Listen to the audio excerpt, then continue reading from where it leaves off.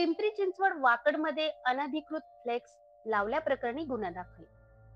वाकडमध्ये अनधिकृत जाहिरात फलकावर महापालिकेची धडक कारवाई. नमस्कार, मी मीनाक्षी घोडके. मनपाल उत्तर 24 तास या आपल्या आवडत्या युट्यूब चॅनलवर पुन्हा एकदा हार्दिक स्वागत. पिंपरी चिंचवड महानगरपालिकेच्या आकाश चिन्ह व परवाना विभागाने वाकड परिसरातील अनधिकृत जाहिरात फलकांवर मोठी कारवाई केली आहे. 28 डिसेंबर 2024 रोजी Chaudhari park, Shankar Kalate Nagar road, postal colony, Murari petrol पंपाजवळील परिसरात सिग्मा वर्ल्ड फिटनेस जिमने महानगरपालिकेची कोणतीही परवानगी न घेता नवीन वर्षाच्या जाहिरातीसाठी अनधिकृतपणे फलक लावले होते.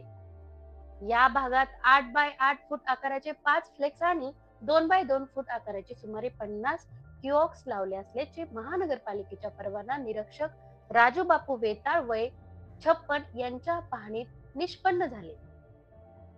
महाराष्ट्र मालमत्ता विरूपणास प्रतिबंध अधिनियम 1995 च्या कलम 3 अंतर्गत ही कृती बेकायदेशीर असल्याचे स्पष्ट झाल्यानंतर सहाय्यक पोलीस निरीक्षक गज्जेवार यांच्या मार्गदर्शनाखाली संबंधितांवर गुन्हा दाखल करण्यात आला.